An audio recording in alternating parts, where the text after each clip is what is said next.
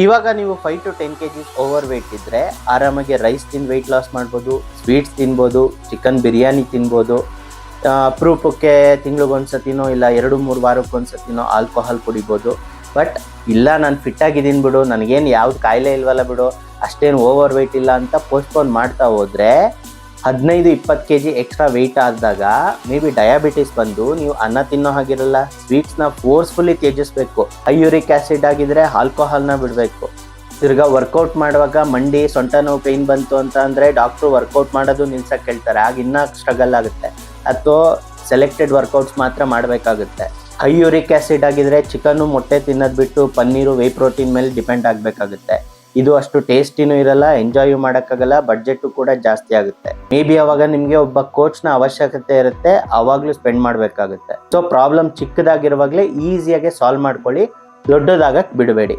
In case ನೀವು weight loss ಮಾಡೋಕ್ಕೆ ತಿಂಗಳಿಂದ ಅಥವಾ ವರ್ಷದಿಂದ ಸ್ಟ್ರಗಲ್ ಮಾಡ್ತಿದ್ರೆ ನಾವು ಕೋಚಿಂಗ್ನ ಪ್ರೊವೈಡ್ ಮಾಡ್ತಿದ್ದೀವಿ. ಇಂಟ್ರೆಸ್ಟ್ ಇರೋದು ನಮ್ಮ ವಾಟ್ಸಪ್ಪಲ್ಲಿ ಮೆಸೇಜ್ ಹಾಕ್ಬೋದು.